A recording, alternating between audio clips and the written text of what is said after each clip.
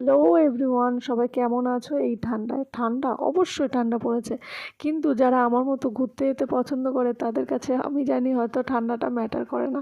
Same as that আমার কাছেও matter করে না যখন আমি ঘুরতে যাওয়ার নাম শুনি। তো বিমানের পাপা আমাকে হুট করে সন্ধ্যাবেলা এসে বললো কি, তো ওখানে সামনে আমাদের বেড়াচাপায় মেলা হচ্ছে, তুমি কি যাবে? তো আমি এক চান্সে হ্যাঁ বলে দিলাম, কারণ মেলায় যাওয়া আর যেহেতু ঠান্ডার মধ্যে এমনি বেরোতে পারছি না, তার উপরে মেলায় যাওয়ার অফার নিশ্চয়ই কেউ হাতছাড়া করবে না আমার মতো। তো সেম আমিও হ্যাঁ বলে দিয়েছি। তো বেরিয়ে বুঝলাম যে প্রচুর ঠান্ডা পড়েছিল বাইরে।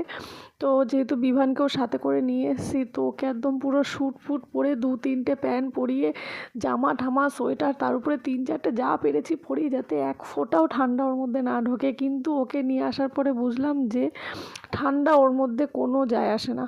তো এখানে আমরা বইমেলায় এসেছিলাম, অবভিয়াসলি তোমরা দেখতে পেয়েছো। এখানে খুব বড় করে প্রোগ্রাম হচ্ছিলো, এটা হচ্ছে বেড়াচাপার প্রোগ্রাম। তো বেড়াচাপার বইমেলায় ফার্স্ট টাইম আসছি আমি। তো ফার্স্ট টাইম এসে আমি খুবই এক্সাইটেড ছিলাম, আর আসার পরে আমার এক্সাইটমেন্টটা কাজেও দিয়েছে, কারণ এক্সাইটেড যতটাই ছিলাম ততটাই মানে ভালো হচ্ছিল প্রোগ্রামটা, ততটাই সুন্দর মেলাটা ছিল। কিন্তু এখানে আমার ছেলে এসে খুবই আমার থেকে বেশি এক্সাইটেড ছিল, কারণ ও এখানে এসে কারোরই কোলে উঠছিল না, একা একা হেঁটে চলে বেড়াচ্ছিল। আর বাচ্চারা কোথায় লেপের মধ্যে গুটিসুটি মেরে শুয়ে থাকবে, বেরাবে না, ঠান্ডার মধ্যে কান্নাকাটি করবে, কিন্তু ওর মধ্যে সেরকম কোনো ব্যাপার দেখা যাচ্ছিল না। ও খালি একা একা হাঁটবে, ও কারোর কোলে যেতে চাইছিল না। ওর পাপা অনেক কষ্ট করে ওকে কোলে রাখছিল, কিন্তু বারবার নেমে যাচ্ছিল। সেখানে গিয়ে আমিও ওকে কিছুটা টাইম দিলাম, আমিও ওকে নিয়ে হাঁটাহাঁটি করলাম। তো বেশিরভাগ টাইমটা আমি ঘোরাঘুরি করেই কাটিয়েছি। তো কিছুটা টাইম ওকে নিয়েও আমার হাঁটতে হয়েছে, যখন সবাই ব্যস্ত হয়ে গেছে আর সবাই যখন হাঁপিয়ে উঠেছে ওকে নিয়ে ওর পেছনে দৌড়াদৌড়ি করতে করতে। তো ফাইনালি দেখো, বইমেলায় এসেছি, তো বইয়েরও কিছুটা মানে ভিডিও আমি করেছি। তো এখানে অনেক রকমেরই বই ছিল, তো ইন্টারেস্টিং বইও ছিল।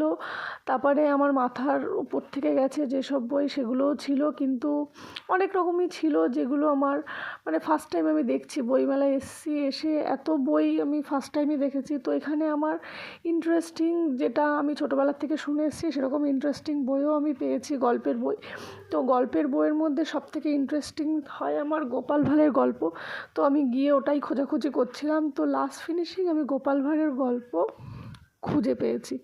তো দেখো, এখানে গোপাল ভাঁড়ের গল্প আমি পেয়ে গেছি। তো গোপাল ভাঁড়ের গল্পটাই আমার কাছে লাস্ট বই ছিল। তো তারপরে আমি আর বই দেখিনি। তো আজকে এই পর্যন্ত। সবার কেমন লাগলো অবশ্যই জানিও।